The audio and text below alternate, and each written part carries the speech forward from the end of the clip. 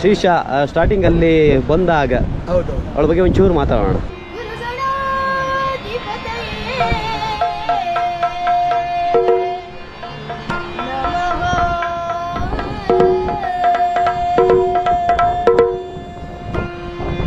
ಪ್ರತಿ ಶನಿವಾರ ಮಂಗಳೂರಿಗೆ ಹೋಗ್ತೇವೆ. ಈ ಸಲುವಾಗಿ ಹೋಗೋದು. ಒಂದು ರೂಮ್ ಮಾಡಿ ಇಟ್ಬಿಟ್ಟಿದ್ದೇವೆ. ಪ್ರತಿ ಶನಿವಾರ ಹೋಗಿ ಉಳಿತೇವೆ. ಆದಿತ್ಯವಾರ ಬೆಳಿಗ್ಗೆ ಕ್ಲಾಸ್ ಅನ್ನು ಮಾಡ್ತೇವೆ. ಸಾಯಂಕಾಲ ಭಗವದ್ಗೀತೆಯನ್ನು ಮುಗಿಸ್ತೇವೆ. ಬಸ್ ಹತ್ಕೊಂಡು ಅಲ್ಲೇ ಕಂಠಪಾಠ ಮಾಡ್ತಾ ಬಸ್ಸಲ್ಲಿ ಬಂದು ಬಿಡ್ತೇವೆ. ಮತ್ತೆ ಮುಂದಿನ ವಾರಕ್ಕೆ ತಯಾರಾಗಬೇಕು. ಶಿವರಾಜ್ ಬಜಕೋಟ್ಲು ಒಳ್ಳೆ ಪುಂಡು ವೇಷಧಾರಿ. ಹೌದಾ? ಒಂದು 100-150 ಗಿರಿಕಿ ಹೊಡೆಯುತ್ತಾರೆ. ಒಳ್ಳೆ ವೇಷಧಾರಿ. ಹನುಮಗಿರಿ ಮೇಳದ ಅದು ಎಲ್ಲರೂ ಹೊಡಿಯಲ್ಲ ಸರ್? ಎಲ್ಲರೂ ಹೊಡಿಯೋದಿಲ್ಲ, ಪುಂಡು ವೇಷಧಾರಿಗಳು ಮಾತ್ರ ಹೊಡಿಯೋದು. ಎಷ್ಟು ವಯಸ್ಸು ಸರ್ ನಿಮ್ಗೆ? 60. ದೇವಿ ಮಹಾತ್ಮೆಯಲ್ಲಿ ಮಹಿಷಾಸುರನ ಪಾತ್ರದಲ್ಲಿ ಪ್ರಸಿದ್ಧ ಒಂದು 4-5 ಜನರಲ್ಲಿ ಇವರೊಬ್ರು. ಇವತ್ತು ಕಿರಾತನ ಪಾತ್ರವನ್ನು ಮಾಡ್ತಾ ಇದ್ದಾರೆ. ಹಾಯ್ ಎಲ್ರಿಗೂ ನಮಸ್ಕಾರ. ನಮ್ಮ ಚಾನಲ್ನ ಮತ್ತೊಂದು ವಿಡಿಯೋಗೆ ಸ್ವಾಗತ. ಸ್ನೇಹಿತರೆ, ಈಗ ಸದ್ಯಕ್ಕೆ ನಾನು ಭಟ್ಕಳದ ಕರಿಕಲ್ನ ಧ್ಯಾನ ಕುಟೀರದಲ್ಲಿದ್ದೇನೆ. ಇಲ್ಲಿ ನಿಮ್ಮೆಲ್ರಿಗೂ ಗೊತ್ತಿರೋ ಹಾಗೆ ಚಾತುರ್ಮಾಸ ಕಾರ್ಯಕ್ರಮ ಆಗ್ತಾ ಇದೆ ಮತ್ತು ಇವತ್ತು 19ನೇ ದಿನದ ಚಾತುರ್ಮಾಸ ಕಾರ್ಯಕ್ರಮ. ಈ ಒಂದು ಕಾರ್ಯಕ್ರಮದ ಬಗ್ಗೆ ನಾನು ಆಗಾಗ ವಿಡಿಯೋ ಮಾಡಿ ಅಪ್ಲೋಡ್ ಮಾಡ್ತಾ ಇರ್ತೀನಿ. ಅದೇ ರೀತಿಯಾಗಿ ಇವತ್ತು ಒಂದು ವಿಶೇಷವಾದಂಥ ಕಾರ್ಯಕ್ರಮ ಇದೆ. ಅದೇನಂತಂದರೆ ಶ್ರೀರಾಮ ಕಾರುಣ್ಯ ಕಲಾ ಸಂಘ ನಿತ್ಯಾನಂದ ನಗರ ಕನ್ಯಾಡಿ ಧರ್ಮಸ್ಥಳ ಈ ಒಂದು ಕಲಾ ಸಂಘ ಅಥವಾ ಯಕ್ಷಗಾನ ಮಂಡಳಿ, ಈ ಯಕ್ಷಗಾನ ಮಂಡಳಿಯ ಒಂದು ದಶಮಾನೋತ್ಸವ ಸಮಾರಂಭ ಇದೇ ವೇದಿಕೆಯಲ್ಲಿ ನಡೀತಾ ಇದೆ. ಅದರ ಭಾಗವಾಗಿ ನಾನು ಆ ಯಕ್ಷಗಾನ ಮಂಡಳಿಯಲ್ಲಿ ಭಾಗವತಿಕೆ ಮಾಡುವಂಥ ಉತ್ತರ ಕನ್ನಡ ಜಿಲ್ಲೆಯ ಒಂದು ಪುಟ್ಟ ಹುಡುಗಿ ಶ್ರೀಶಾ ಅಂತ, ಆ ಹುಡುಗಿಯನ್ನು ಕೂಡ ಮಾತಾಡಿಸ್ತೀನಿ ಮತ್ತು ಈ ಯಕ್ಷಗಾನ ಕಲಾವಿದರನ್ನು ಕೂಡ ಈ ವಿಡಿಯೋದ ಮೂಲಕ ಮಾತಾಡಿಸಿ ಅವರನ್ನ ಪರಿಚಯ ಮಾಡುವಂತ ಕೆಲಸವನ್ನು ಮಾಡ್ತೀನಿ. ಬನ್ನಿ. ನನ್ನ ಹೆಸರು ಶ್ರೀಶಾ ಶಿವಕುಮಾರ್. ಇವತ್ತು ಏನಕ್ಕೆ ಬಂದಿದ್ದೀಯ ಇಲ್ಲಿ? ಇವತ್ತು ಯಕ್ಷಗಾನ ಕರೆದಿದ್ದಾರೆ, ಅದಕ್ಕೆ ನಾವು ಬಂದಿದ್ದೀವಿ. ಹೌದಾ? ಏನ್ ಮಾಡ್ತೀಯ ಇವತ್ತು? ಇವತ್ತು ನಾನು ಹಾಡ್ತೇನೆ ಯಕ್ಷಗಾನ ಪದ್ಯ. ಯಕ್ಷಗಾನ ಭಾಗವತಿಕೆ ಅಲ್ವಾ? ಯಾವಾಗಿಂದ ಇದು ಗೊತ್ತು ನಿಂಗೆ? ನಾನು ಲಾಸ್ಟ್ 2.5 years ಕಲಿತಿದ್ದೇನೆ. 4th ಇದ್ದಾಗ ಸ್ಟಾರ್ಟ್ ಮಾಡಿ. ಹೌದಾ? Okay okay okay. ಮನೆ ಬಸ್ತಿನ? ಯಾವ ಯಕ್ಷಗಾನ ಮಂಡಳಿ ಅಡಿಯಲ್ಲಿ ಕಲಿತಿದ್ ನೀನು? ಮಂಗಳಾದೇವಿ. ಎಲ್ಲಿರೋದು? ಮಂಗಳೂರು. ಅಲ್ಲೇ ಕಲಿತಾ ಇರೋದಾ? ಓದ್ತಾ ಇರೋದು? ಸಿದ್ಧಾರ್ಥದಲ್ಲ ಓದ್ತಾ ಇರೋದು. ಮತ್ತೆ ಟೈಮಿಂಗ್ಸ್? ಪ್ರತಿ ಶನಿವಾರ ಹೋಗ್ಬಿಡ್ತೇವೆ ಇಲ್ಲಿಂದ ಶನಿವಾರ ಮಂಗಳೂರಿಗೆ ಅಲ್ವಾ? ನೀವು ಅವ್ರ ತಂದೆಯವರು? ಹೆಸರು ಶಿವಕುಮಾರ ಹಿಚ್ಕಡ್ ಅಂತ ಹೇಳಿ. ಹೌದಾ? ಬಾಲ್ಯದಿಂದಲೇ ನಾವು ಉತ್ತರ ಕನ್ನಡದ ಅಂಕೋಲದವರು.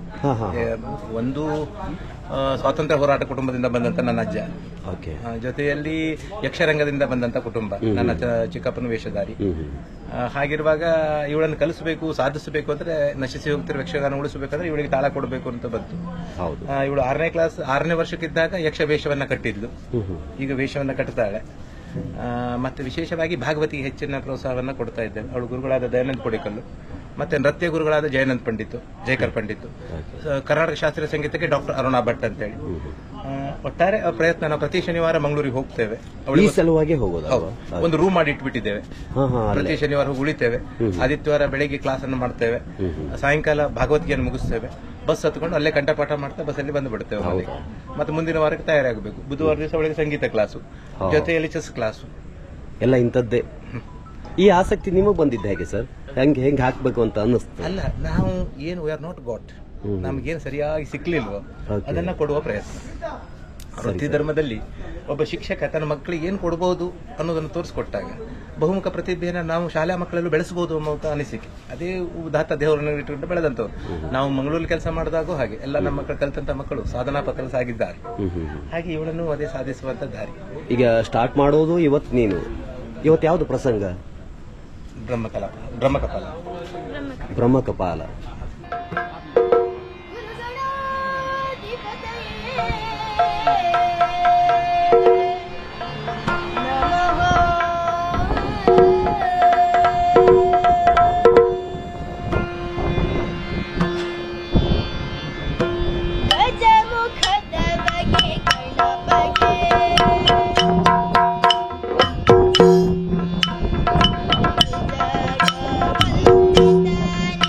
Oh!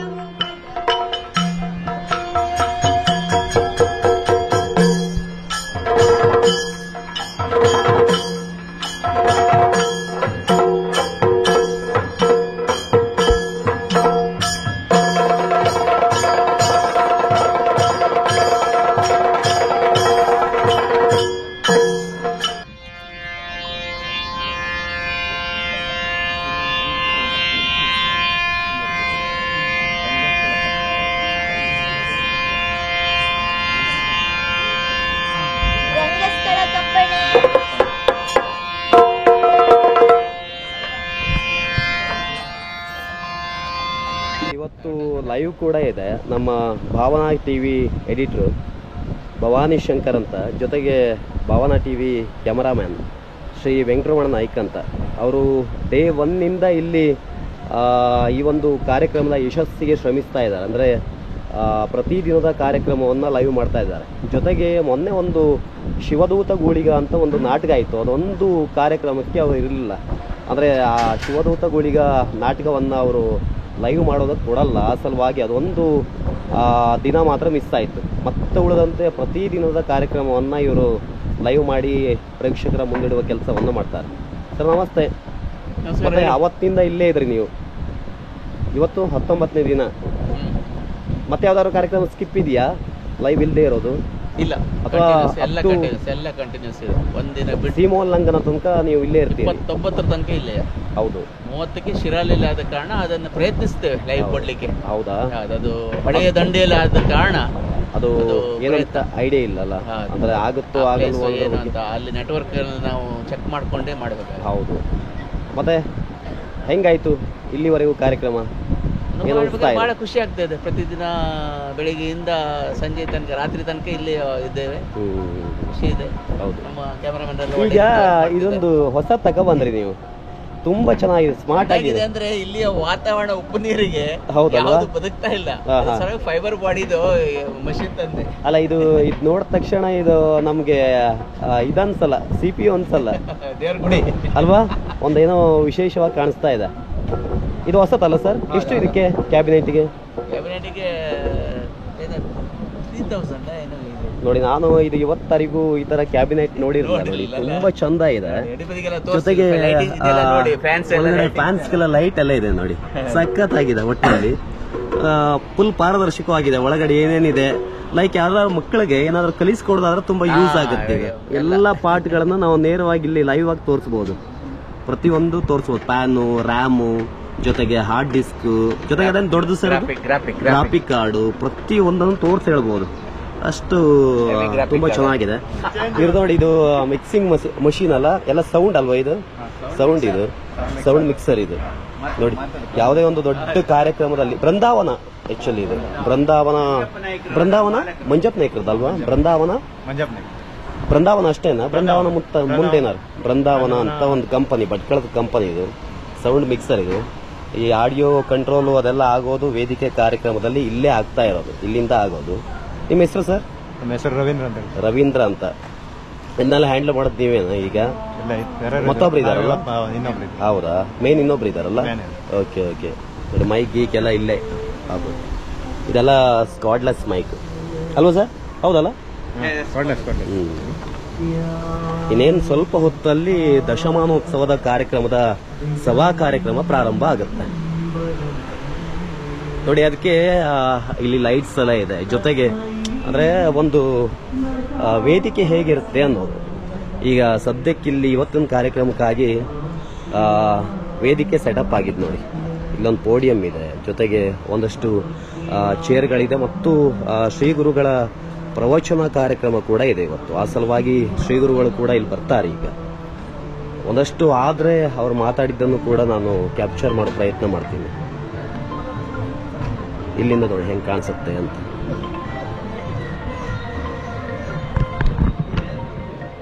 ಸರ್, ತಮ್ಮ ಹೆಸರು ಸರ್? ನಾನು ಜನಾರ್ದನ ಮುಂಜೆ ಅಂತ ಹೇಳಿ. ಇವರು ದಯಾನಂದ್ ಪಿ ಬೆಳಾಲ್, ನಮ್ಮ ಸಂಸ್ಥೆಯ ಸಂಚಾಲಕರು. ಹೌದಾ? ನಾನು ಅದರ ಸ್ಥಾಪಕ ಅಧ್ಯಕ್ಷ, ಇವರಿಗೆ ಸಂಚಾಲಕರು. ಕಳೆದ 10 ವರ್ಷಗಳಿಂದ ನಾವು ಕಲಾ ಸೇವೆ ಮಾಡ್ತಾ ಇದ್ದೇವೆ. ನಾವು ಪ್ರತಿ ವರ್ಷ ಮಂಗಳೂರಿನ ಬೇರೆ ಬೇರೆ ಕಡೆ, ಈಗ ಟೌನ್ ಹಾಲ್, ಡಾನ್ ಬಾಸ್ಕೋ ಹಾಲ್, ಪಾವಂಜಿ ದೇವಸ್ಥಾನ ಆದ್ಯಂತ ಬೇರೆ ಬೇರೆ ಕಡೆಯಲ್ಲಿ ಮಾಡ್ತಾ ಇದ್ದೇವೆ. ಬೇರೆ ಬೇರೆ ಪ್ರಸಂಗನೂ ಬೇರೆ ಬೇರೆ ಪ್ರಸಂಗ ಬೇರೆ ಬೇರೆ ಕಡೆಯಲ್ಲಿ ಮಾಡ್ತಾ ಇದ್ದೇವೆ. ಮತ್ತೆ ಕಳೆದ 5 ವರ್ಷಗಳಿಂದ ಕನ್ಯಾಡಿ ಶ್ರೀಮಠದಲ್ಲಿಯೇ ನಮ್ಮ ಕಾರ್ಯಕ್ರಮ ಸ್ವಾಮೀಜಿಗಳ ಶುಭಾಶೀರ್ವಾದದಿಂದ ಆಗ್ತಾ ಇತ್ತು. ಹೌದು, ಅದು ನಾವು ಯಾವಾಗ ಚಾತುರ್ಮಾಸ್ಯದ ಸಮಯದಲ್ಲೇ ಮಾಡ್ತಾ ಸ್ವಾಮೀಜಿಗಳ ಆಶೀರ್ವಾದ, ಮಠದವರ ಪ್ರೋತ್ಸಾಹದಿಂದ ನಾವು ಮಾಡ್ತಾ ಇದ್ದೇವೆ. ಈ ದಶಮಾನೋತ್ಸವಕ್ಕೆ ಇದೊಂದು ಕೂಡ್ ಬಂದಂಗಾಯ್ತು. ಇದು ನಮ್ಮ ಯೋಗ ಅಂತ ನಾವು ಭಾವಿಸ್ತೇವೆ. ಯಾಕಂದ್ರೆ ನಾವು ದಕ್ಷಿಣ ಕನ್ನಡವನ್ನು ಬಿಟ್ಟು ಉತ್ತರ ಕನ್ನಡಕ್ಕೆ ಬಂದು ಭಟ್ಕಳದ ಈ ಜಾಗದಲ್ಲಿ ದಶಮಾನೋತ್ಸವ ಮಾಡಲಿಕ್ಕೆ ಒಂದು ಅವಕಾಶ ಕೊಟ್ಟಿರುವುದು ಸ್ವಾಮೀಜಿ ಅವರ ಒಂದು ಆಶೀರ್ವಾದ. ಈ ಮಠದ ಒಂದು ಪಾವಿತ್ರತೆಯಲ್ಲಿ ನಾವು ನಮ್ಮನ್ನು ತೊಡಗಿಸಿಕೊಳ್ಳಲಿಕ್ಕೆ ನಮಗೆ ಸಾಧ್ಯ ಆದದ್ದು ಇದು ನಮ್ಮ ಯೋಗ ಅಂತ ಭಾವಿಸ್ತೇವೆ. ಅದು ಸಹ ಈ ವರ್ಷ 10ನೇ ವರ್ಷ ನಮ್ಮದು. ನಮ್ಮ ಈ ಸಂಸ್ಥೆ 10 ವರ್ಷದ ಮೊದಲು ಪೂಜ್ಯ ಸ್ವಾಮೀಜಿಗಳ ದಿವ್ಯ ಹಸ್ತದಿಂದ ಉದ್ಘಾಟನೆ ಆದಂತಹ ಸಂಸ್ಥೆ. ಹೌದೌದು, ಅವರ ಆಶೀರ್ವಾದದಿಂದ ಉದ್ಘಾಟನೆ ಆದದ್ದು. ನೀವು ಕಲಾವಿದರ ಸರ್? ನಾನು ಯಕ್ಷಗಾನ ಸಂಘಟಕ, ವೇಷಧಾರಿ ಅಲ್ಲ, ಸಂಘಟಕ ಮಾತ್ರ. ಈ ವರ್ಷ ಸಂಘಟಕರು. ಇವರಲ್ಲದೆ ಬೇರೆ ಸಾಮಾಜಿಕ ಕ್ಷೇತ್ರದಲ್ಲಿ ಅವರನ್ನು ತೊಡಗಿಸಿಕೊಂಡಿದ್ದಾರೆ, ರಾಜಕೀಯ ಕ್ಷೇತ್ರದಲ್ಲಿ ಇದ್ದಾರೆ. ಹೀಗೆ ನಾವು ಕಲಾವಿದರಲ್ಲದ ಕಲಾವಿದರು. ಗೊತ್ತಾಯ್ತು, ಅದು ತುಂಬಾ ಇಂಪಾರ್ಟೆಂಟ್ ಅಲ್ವಾ ಇಲ್ಲಿ, ಅಲ್ವಾ ಸರ್? ಈ ಕಲಾವಿದರು ಇರ್ಬೇಕಂದ್ರೆ ಕಲಾ ಪ್ರೋತ್ಸಾಹಕರು ಅಂತ ಹೇಳೋದು ಇಂಪಾರ್ಟೆಂಟ್ ಆಗುತ್ತೆ ಸರ್. ನಂಗೆ ಒಂಚೂರು ಅಲ್ಲಿ ಪರಿಚಯ ಮಾಡ್ಕೊಡ್ತಾರೆ ದೊಡ್ಡ ಕಲಾವಿದರಿದ್ರೆ, ಅಥವಾ ಬನ್ನಿ ಸರ್ ನೀವು. ಇದಂದ್ರೆ ಉತ್ತರ ಕನ್ನಡ ಮತ್ತು ದಕ್ಷಿಣ ಕನ್ನಡ ಹೌದು, ಎರಡು ಮಿಲಟಿತವಾಗುವಂತಹ ಸಮಯ. ಬಡಗುತಿಟ್ಟು ತೆಂಕುತಿಟ್ಟಿನ ಒಂದು ಮಿಡ್ಲ್ ಜಾಗ ಇದು. ಹಾಗಾಗಿ ಇದೊಂದು ಒಳ್ಳೆಯ ಜಾಗ. ಮತ್ತೆ ಒಂದು ಕಡಲ ಕಿನಾರೆ, ಶ್ರೀಮಠ. ಹಾಗೆ ಭಾಗವತರ ಇಲ್ಲಿ ಒಂದು ನಿಮಿಷ ಪರಿಚಯ ಮಾಡ್ತೀರಿ. ಇವರು ಭಾಗವತರು, ನಮ್ಮ ತೆಂಕುತಿಟ್ಟಿನ ಪ್ರಸಿದ್ಧ ಯುವ ಭಾಗವತರಲ್ಲಿ ಓರ್ವರು. ಗಿರೀಶ್ ರೈ ಕಕ್ಕೆಪದ ಅಂತ ಹೇಳಿ ಈಗ ಪ್ರಸ್ತುತ ಬಪ್ಪನಾಡು ಮೇಳಕ್ಕೆ ಅವರು ಮಾಡ್ತಾ ಇದ್ದಾರೆ. ಕಳೆದ ವರ್ಷದವರಿಗೆ ಗೆಜ್ಜಗಿರಿ ಮೇಳದಲ್ಲಿದ್ರು. ಯಕ್ಷಗಾನ ಮತ್ತೆ ಗಾನ ವೈಭವ ಇದರಲ್ಲೆಲ್ಲ ನಮ್ಗೆ ಬಹಳ ಅಗತ್ಯ ಬೇಡಿಕೆ ಇರುವಂತ ಒಬ್ಬ ಕಲಾವಿದ. ಈಗ ಸದ್ಯಕ್ಕೆ ಚೌಕಿ ಪೂಜೆ ಅಂತ ಆಯ್ತು. ಈಗ ಇಲ್ಲಿ ಚೌಕಿ ಪೂಜೆ ಅಂತ ಆಯ್ತು. ಇನ್ನೀಗ ನಮ್ಮ ದಶಮಾನೋತ್ಸವದ ಒಂದು ಕಾರ್ಯಕ್ರಮ, ಸಭಾ ಕಾರ್ಯಕ್ರಮ ನಡೆಯುತ್ತದೆ. 1:45 ಗಂಟೆ ಕಾರ್ಯಕ್ರಮ. ಅದರಲ್ಲಿ ಇಬ್ಬರಿಗೆ ಸನ್ಮಾನ, ದಂಪತಿ ಸನ್ಮಾನ ಎಲ್ಲ ನಡೆಯುತ್ತದೆ. ಸ್ವಾಮೀಜಿಗಳ ಆಶೀರ್ವಚನ. ಹಾಗೆ ನಮ್ಮ ಯಕ್ಷಗಾನ ಅಕಾಡೆಮಿ ಅಧ್ಯಕ್ಷರಾದ ಡಾಕ್ಟರ್ ತಲ್ಲೂರು ಶಿವರಾಮ್ ಶೆಟ್ಟಿ ಅವರು ಅಧ್ಯಕ್ಷತೆಯನ್ನು ವಹಿಸಲಿಕ್ಕೆ ಆಗಮಿಸಿದ್ದಾರೆ.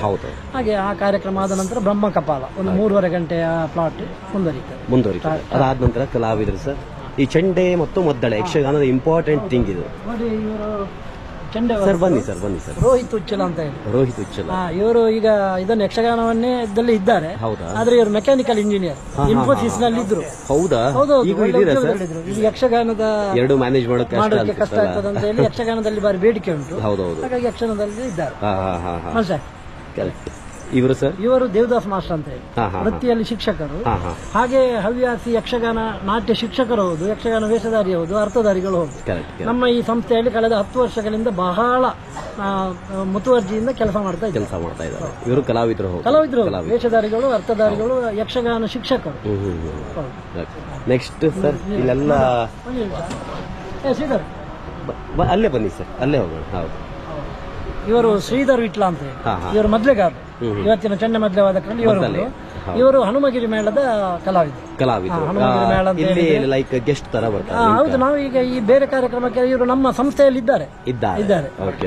ನಮ್ಮ ಸಂಸ್ಥೆಯಲ್ಲಿದ್ದಾರೆ. ಹಾಗೆ ಹನುಮಗಿರಿ ಮೇಳ ಅಂತ ಹೇಳಿದ್ರೆ ಈಗ ಒಂದು ಒಳ್ಳೆ ಮೇಳ, ಅದರಲ್ಲಿ ಮದ್ಲೆಗಾರ. ಚೆಂಡೆ ಮತ್ತು ಮುದ್ದಳೆ ಇದೆಯಲ್ಲ, ಇದು ಬ್ಯಾಲೆನ್ಸ್ ತುಂಬಾ ಇಂಪಾರ್ಟೆಂಟ್ ಅಲ್ಲ ಯಕ್ಷಗಾನದಲ್ಲಿ ಸರ್. ಭಾಗವತರಿಗೆ ಪೂರಕವಾಗಿರುವುದೇ ಜೊತೆ ಕಲಾವಿದರಿಗೆ ಕುಣಿಯೋದಕ್ಕೆ ಪ್ರೋತ್ಸಾಹ. ಮುಮ್ಮೇಳದ ಕಲಾವಿದರಿಗೆ ಟಾನಿಕೆ ಹಿಮ್ಮೇಳದವರು.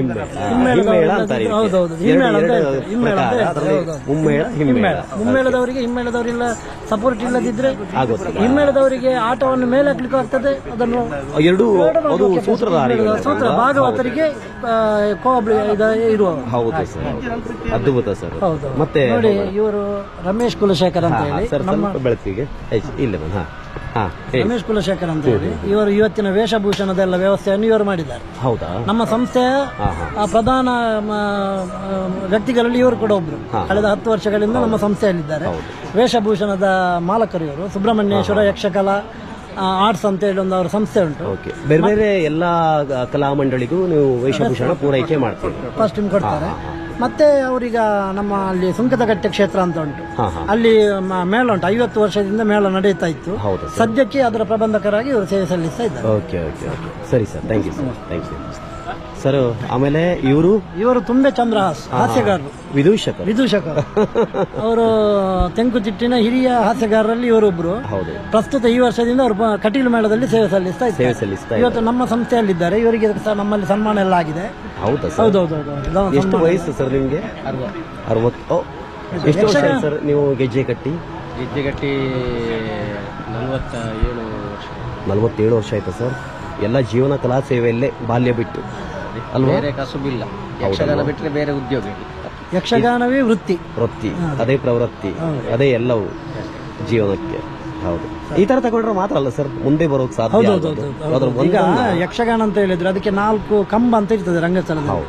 ಯಕ್ಷಗಾನದ 4 ಕಂಬ ಯಾವ್ದು ಅಂತ ಕೇಳಿದ್ರೆ, ಒಂದು ಯಕ್ಷಗಾನದ ಕಲಾವಿದರು, ಯಕ್ಷಗಾನದ ಪೋಷಕರು, ಯಕ್ಷಗಾನದ ಯಜಮಾನರು, ಯಕ್ಷಗಾನದ ಪ್ರೇಕ್ಷಕರು. ಇವಿಷ್ಟು ಕಂಬ ಇದ್ರೆ ಈ 4 ಕಂಬ ಇದ್ರೆ ಮಾತ್ರ ರಥ ಮುಂದೆ ಹೋಗ್ತದೆ, ಒಂದು ಇದಾದ್ರೆ ಇಲ್ಲ. ಹೌದು. ಮೋಹನ್ ಕುಮಾರ್ ಅಮ್ಮಂಜಿ ಇವರು ಇವತ್ತು ಈಶ್ವರನ ಪಾತ್ರವನ್ನು ಮಾಡ್ತಾರೆ.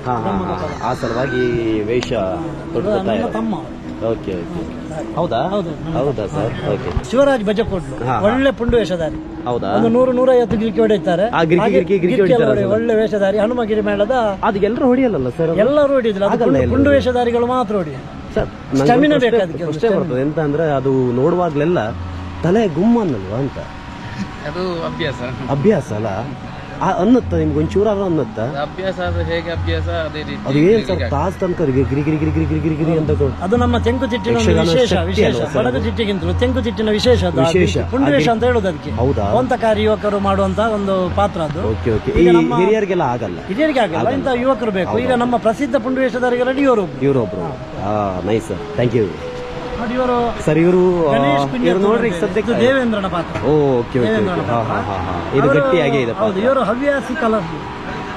ಒಂದು ನಿಮಿಷ ಹವ್ಯಾಸಿ ಕಲಾವಿದರು. ಹೌದಾ ಸರ್? ಆ ಹವ್ಯಾಸಿ ರಂಗದಲ್ಲಿ ತುಂಬಾ ಕೆಲಸ ಮಾಡ್ತಾರೆ. ಯಕ್ಷಗಾನದ ತಾಳಮದ್ಲೆ ಮತ್ತೆ ವೇಷಗಾರಿಕೆ ಮತ್ತೆ ಮಹಿಳಾ ಯಕ್ಷಗಾನ ಸಂಘಟನೆ ಇಂಥ ತುಂಬಾ ಕೆಲಸವನ್ನು ಮಾಡ್ತಾ ಇದ್ದಾರೆ.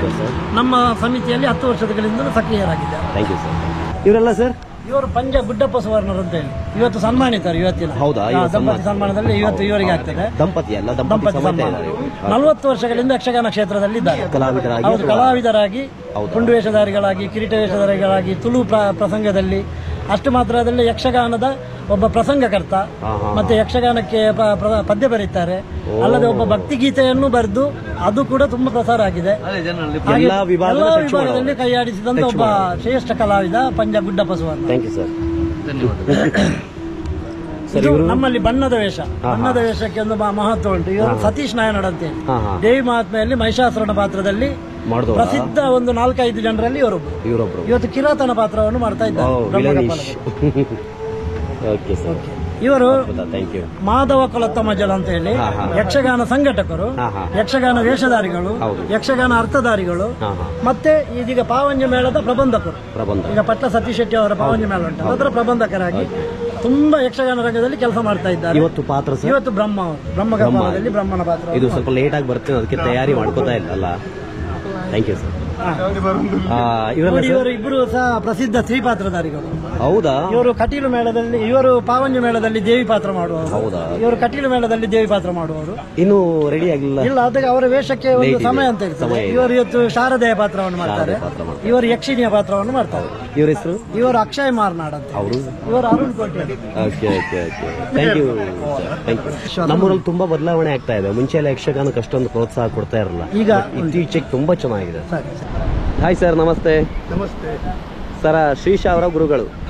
ಶ್ರೀಶಾ ಸ್ಟಾರ್ಟಿಂಗ್ ಅಲ್ಲಿ ಬಂದಾಗ ಅವಳ ಬಗ್ಗೆ ಒಂಚೂರು ಮಾತಾಡೋಣ. ಯಾಕಂದ್ರೆ ಅದು ಉತ್ತರ ಕನ್ನಡ ಅನ್ನೋದು ಒಂದು, ಮತ್ತೆ ಭಟ್ಕಳ ಅನ್ನೋದು ಒಂದು. ಇಲ್ಲಿ ಯಕ್ಷಗಾನಕ್ಕೆ ಪ್ರೋತ್ಸಾಹ ಸಿಕ್ಕೋದು ಅಷ್ಟಕ್ಕಷ್ಟೇ.